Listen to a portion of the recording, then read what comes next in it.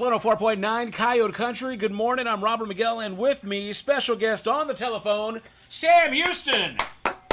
How about that? The Sam Houston. Wow. Amazing. That's right. It's great to be with you. Man, I'm really excited that you've taken the time to talk to us this morning. Of course, the Lion of Texas, an evening with Sam Houston's happening this Saturday night at the Uvalde Grand Opera House. The buzz about town and the state throughout is just crazy on you, sir. Wow. Well, and it's Texas Independence Day, and a lot of people may not realize it, but it's Sam Houston's birthday, the same day. Sam Houston having his birthday right here in Uvalde, Texas. Wow, it's going to be a party. Oh, man, it'll be great. I think people will really enjoy the show. If you're a Texan, you'll love it, and if you're not a Texan, we don't care about you anyway. That's right. That's a great Texas attitude right there. I love it. Okay, so what we're talking about is kind of a big show. I guess this was kind of based, I'm looking at your website, based in the style of this award-winning thing that Mark Twain show. So basically, you get out there and you kind of give us a history lesson kind of in the first person. Is that what I'm getting here? Right. It's a one-man play, and it has a lot of humor to it. It has a lot of interesting stories that most people won't be aware of. Has sound and visual effects, and I think the thing that surprises people is how dramatic it is during certain aspects. And one of my favorite parts is that towards the end of the show, General Sam talks about what he would think of Texas today. And he takes some gentle shots at some of our politicians and institutions. It's kind of like a Bill and Ted's Excellent Adventure for Texas. Well, that's right. You cannot make up stories about General Sam that would be more incredulous than the ones that were true. It's truly remarkable. If you wrote it as fiction, no one would believe it. And it's amazing to me as I wrote this play, I kind of wrote it for Texans, but, there's 100,000 people moving into Texas every month, and it's amazing when I do shows around the state how many people come up to me and say, I had no flipping idea. Now I know why these Texans are so proud. Very nice. They just don't have any idea how tremendous this story really, truly is. Well, of course, getting back to Sam Houston, he was, a big hero at the Battle of San Jacinto, became the first president of the Republic of Texas, which we're all real proud of that whole thing. And sir, you're portraying Sam Houston, but your Christian name is Sam Houston, right? It is. So I'm Sam Houston playing Sam Houston. I've never been embarrassed to be Sam Houston in Texas. Now tell me this. Is the inspiration for this kind of one-man show tribute to Sam Houston, is it probably based in the fact that you're named Sam Houston, maybe you were just inundated with a lot of questions and information and then inspired, or is there some other backstory there? Well, I think a little bit of both. As a young man, of course, being named that, I was interested in who he was. And when I saw Hal Holbrook do his famous Mark Twain Tonight show, which he's been doing for 45 years, has won every award you can get, Mark Twain is very interesting and very fascinating, but his story doesn't hold a candle to Sam Houston's. And I just told myself, someday I'm going to write that play and perform it because I think people will just be fascinated by it. And I'm very proud to say that we've had just great results all over the state of Texas, and people have really enjoyed themselves. I know I get folks tell me that, they're surprised because it kind of touches on all your emotions. You laugh, you learn something, you get very emotional about the parts of the Texas Revolution and some of the things that Sam went through.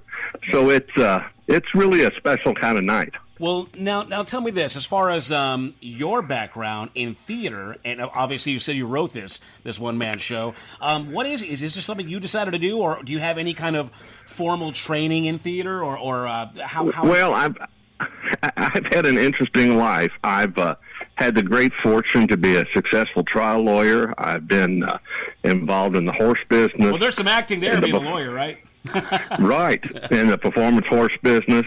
I'm a professional mediator. I'm an author. Are you familiar with the Chicken Soup for the Soul books? Oh, yeah, absolutely. Well, I've written a book called Texas Chili for the Soul, Who the Heck Needs Chicken Soup?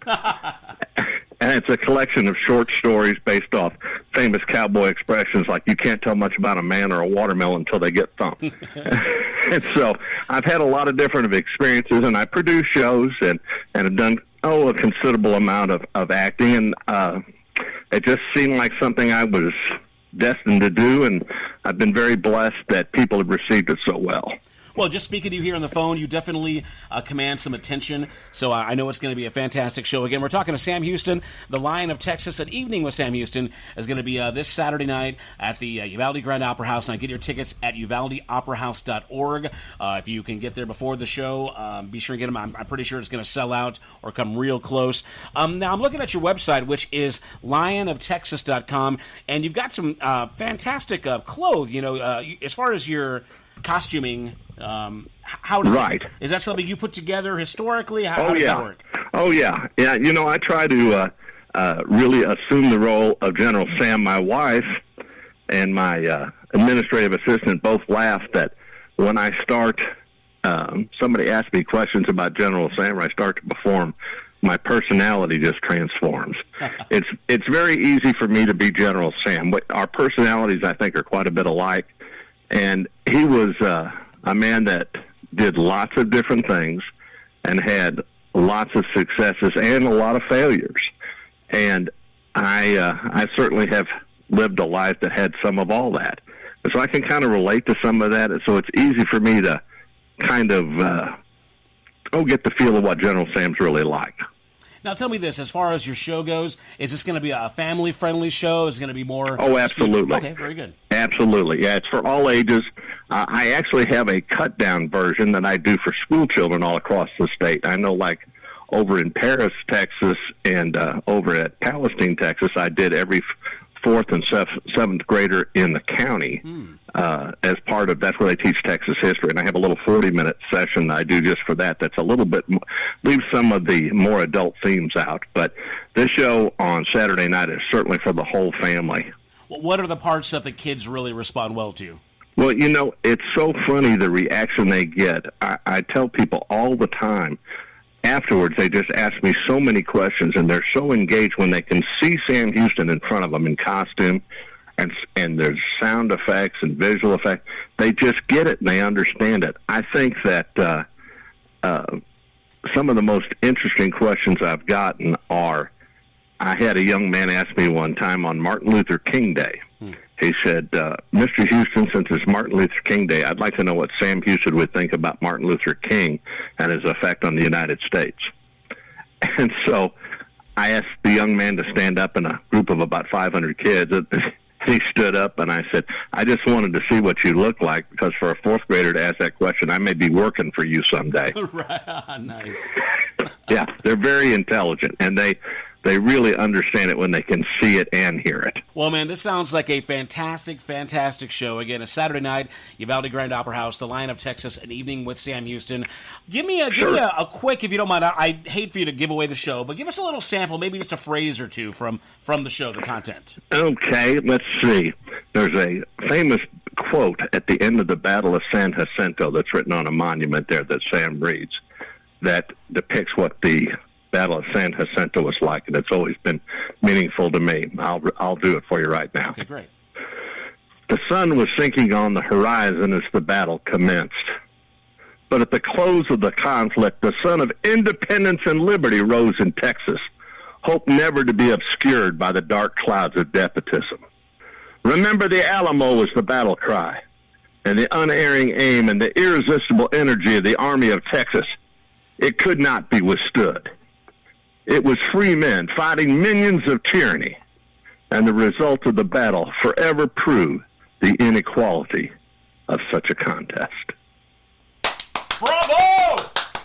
Bravo! That was amazing. I got chills, man. That's so great. Can you believe that a guy is in a battle where there's 1,500 casualties on the Mexican side, and he gets off his horse and writes something that eloquent?